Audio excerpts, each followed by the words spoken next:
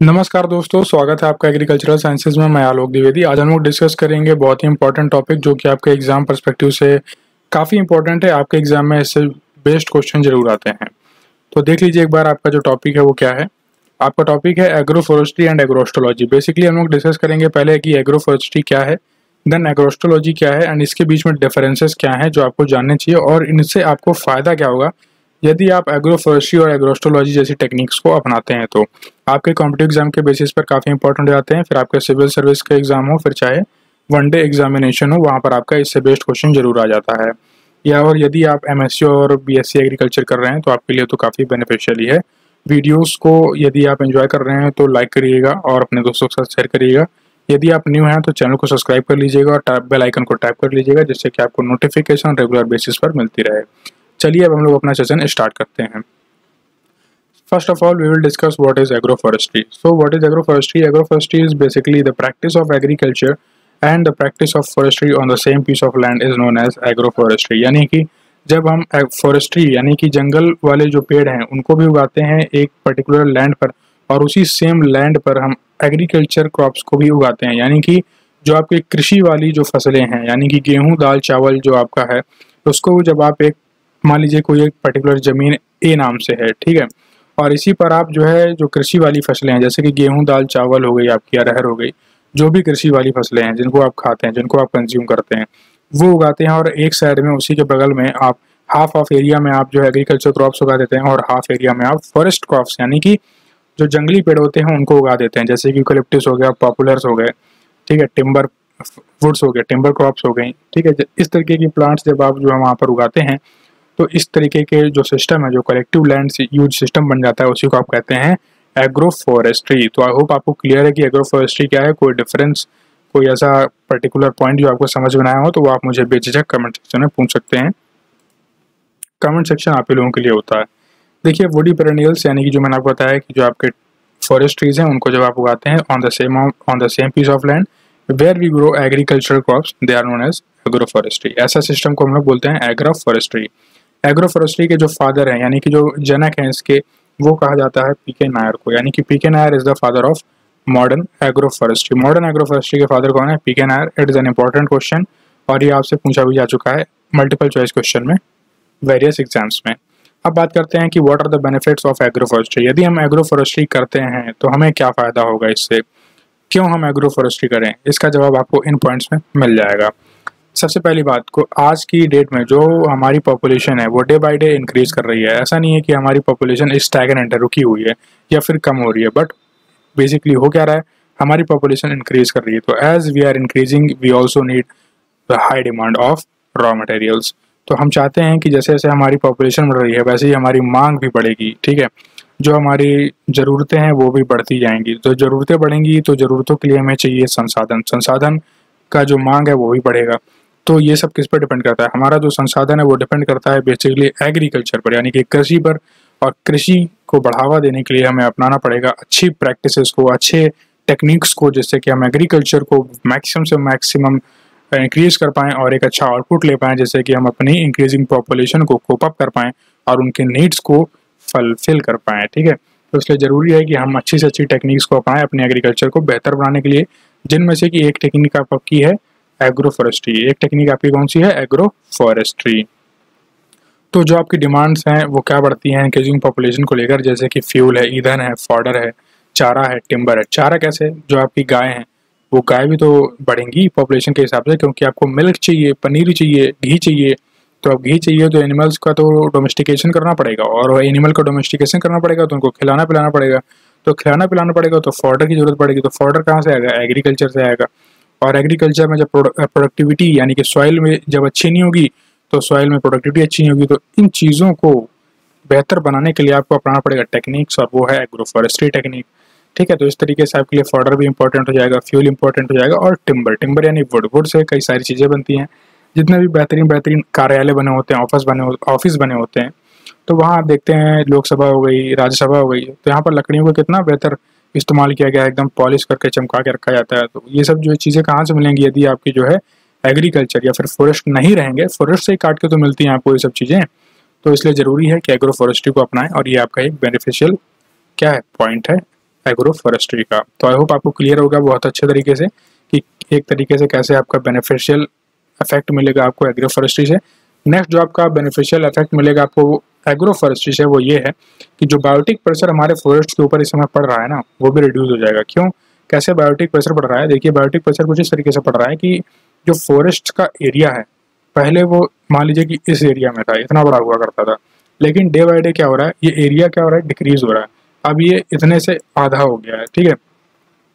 तो आधा हो गया, तो जो आपके ऑर्गेनिजम्स है यहाँ पर, जो आपके वाइल्ड जो प्राणी हैं, यानी कि जंगली जीव है जो आपके, जैसे कि शेर हो गया, भालू हो गया, चीता हो गया, हाथी हो गया, कंगारू हो गया, यानी कि जो जंगल में रहते हैं, ठीक है, तो वो कहाँ जाएंगे? उनके ऊपर कहीं ना कहीं क्या है, ये एक बायोटिक प्रेशर ही तो पड़ रहा है। इस बायोटिक प्रेशर को, यानी कि वो अब अपना घर नहीं, वो अपना शेल्टर खो रहे हैं, अब उनको घर नहीं मिल रहा है, उनको खाने की जो नीड्स हैं, यानी कि जो उनका एक तरीके से कह सकते हैं एनर्जी सोर्स है, वो आप खत्म कर दे रहे हैं। तो एनर्जी सोर्स को जब आप खत्म कर दे रहे हैं तो ये बायोटिक प्रेशर बनाता चला जा रहा है। इसी को कहते हैं हम लोग बायोटिक प्रेशर, जो कि फॉरेस्ट पर इस तरीके से पड़ रहा है, और इसी को रिड्यूस कर सकते हैं आप यदि आप एग्रो फॉरेस्ट्री को अडॉप्ट करते हैं तो। नेक्स्ट बात करें, यदि हम चाहते हैं कि जो हमारी ईल्ड है, यानी कि जो एग्रीकल्चर क्रॉप्स हैं, यदि हम चाहते हैं कि उसका ईल्ड हमको बेहतर मिले, जो आपको इस समय नहीं मिल रहा है, सबसे बड़ी प्रॉब्लम तो यही है कि आपकी जो ईल्ड है वो आज की डेट में अच्छी नहीं मिल रही है बतौर फर्टिलाइजर डालने के बाद भी। क्यों? क्योंकि जो आपकी सॉइल के न्यूट्रिएंट्स हैं, जो सॉइल की क्षमता है, वो डिक्रीज हो गई है, क्योंकि आप लगातार उसमें खाद का प्रयोग कर रहे हैं, और खाद का ज़्यादातर प्रयोग करने से क्या हो जाती है, लैंड बैरन बंजर हो जाती है।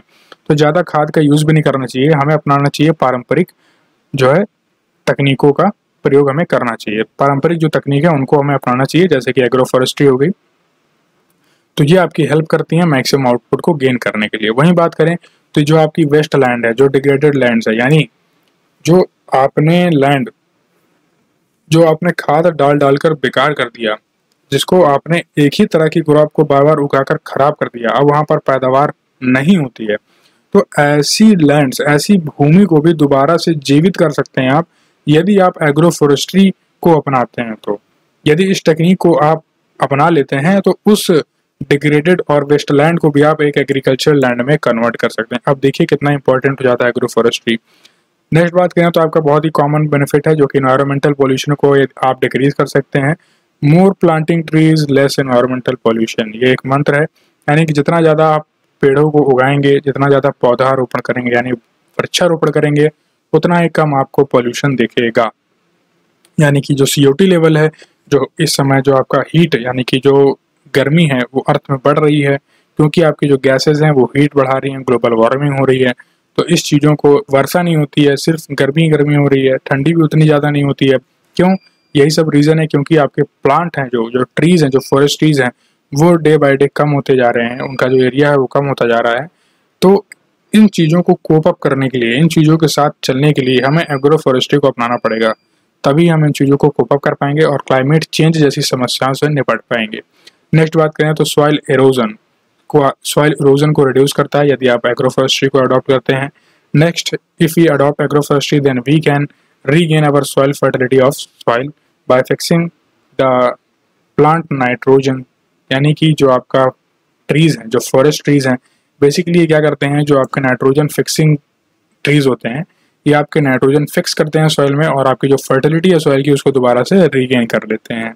वहीं बात करें तो availability of raw material in the sense कि जो आपकी वुड बेस्ड इंडस्ट्रीज़ हैं, उनको चाहिए होता है रॉ मटेरियल, और रॉ मटेरियल यानी कि वुड चाहिए होता है अपने फिनिश्ड प्रोडक्ट्स को बनाने के लिए।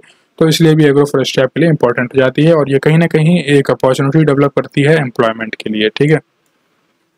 तो इस तरीके से आपके लिए इंपॉर्टेंट हो जाता है एग्रो फॉरेस्ट्री। अब नेक्स्ट बात करेंगे हम लोग एग्रोस्टोलॉजी क्या है। आपने पढ़ लिया एग्रो फॉरेस्ट्री क्या है, अब बात करेंगे एग्रोस्टोलॉजी क्या है। देखिए, एग्रोस्टोलॉजी बेसिकली क्या है, it is the scientific study of grasses, यानी कि घास फूस की जब आप पढ़ाई करते हैं तो उसे आप बोलते हैं एग्रोस्टोलॉजी। वहीं अगर आप कुछ जो विद्वान होंगे जिन्होंने ग्रामिनोलॉजी का नाम सुना होगा, वो कहेंगे सर ग्रामिनोलॉजी तो आप होती है स्टडी ऑफ ग्रासेज, लेकिन आप तो बता रहे हैं कि एग्रोस्टोलॉजी है। जी जनाब, agrostology is the study of grass but graminology is the study of true grass. This is the linear difference between the agrostology and graminology. वहीं बात करें हम कि वाटर, आप कुछ कहेंगे कि what are the true grasses. True grasses क्या है, तो ट्रू ग्रासेस के एग्जांपल है जैसे कि सेस फैमिली, रस फैमिली, और जो आपका बलरस फैमिली, कोटैल फैमिली, जो इनको बिलोंग करते हैं, they are the true grasses. और भी हैं बट बेसिकली मेनली जो पॉपुलर हैं वो ये हैं। एग्रोस्ट्रोलॉजी का इंपॉर्टेंस बहुत सारी चीज़ों में है, जैसे कि maintenance of wild land, graced grass lands, agriculture land, urban and environmental horticulture, turf grass management, SOD production, ecology and conservation. तो ये सब चीज़ें आप जो है एग्रोस्ट्रोलॉजी से अचीव कर सकते हैं। नेक्स्ट बात करें हम लोग, थोड़ा सा एग्जांपल देख लीजिए एग्रोस्ट्रोलॉजी के, जैसे कि पोएसी हो गया, पोएल्स हो गया, इनका आप कल्टीवेशन कर सकते हैं। फेस्टुका हो गया, अरेंडिनोडी हो गया। आप कैसे बेनिफिशियल होगा एग्रोस्ट्रोलॉजी, ये देख लीजिए। तो यदि आपने एग्रोस्ट्रोलॉजी किया या फिर एग्रोफॉरेस्ट्री किया, तो आप क्या करते हैं, आप ये देखते हैं कि जो आपकी फॉरेस्ट इन्फ्लुएंस सॉइल है, यानी कि जहाँ पर आपने फॉरेस्ट ट्रीज को उगाया है एग्रीकल्चर क्रॉप के साथ, आप वहाँ पर देखते हैं कि आपको 20% हायर यील्ड मिलती है।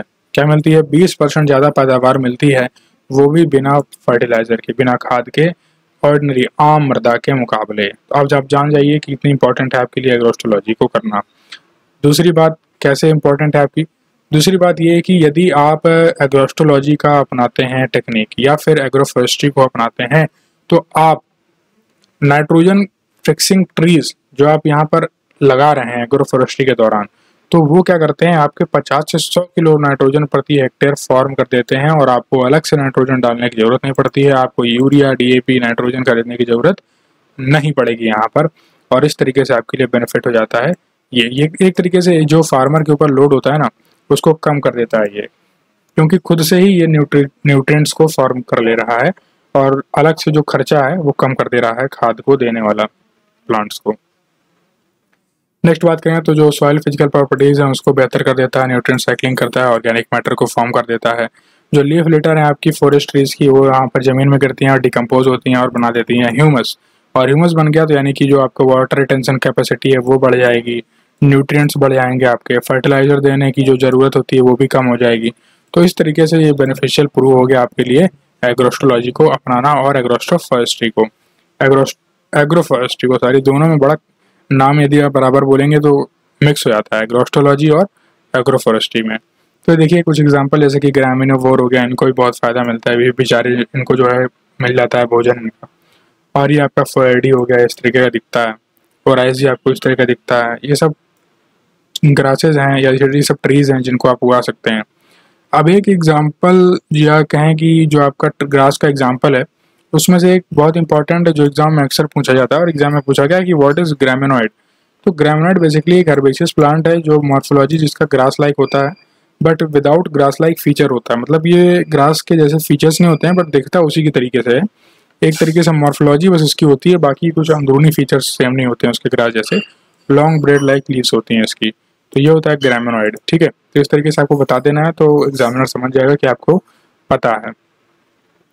तो आई होप आपको सेशन अच्छा लगा और आपको कुछ जानकारी मिली, इससे आपका कॉन्सेप्ट क्लियर हुआ एग्रोस्ट्रोलॉजी के बारे में, ग्रामिनोलॉजी एंड एग्रोफॉरेस्ट्री के बारे में क्यों इंपॉर्टेंट है ये भी आपको पता चल गया होगा। तो यदि कोई डाउट है तो आप मुझसे कमेंट सेक्शन में पूछ सकते हैं, या फिर और कोई क्वेरी है तो आप मुझे इंस्टाग्राम पर फॉलो कर सकते हैं। मैं आपको अपना यूज़र नेम डिस्क्रिप्शन बॉक्स में प्रोवाइड कर दूंगा, वहाँ आप मुझे सर्च करके फॉलो कर सकते हैं, अपनी क्वेरी पूछ सकते हैं। सो थैंक यू गाइज, जय हिंद, जय भारत।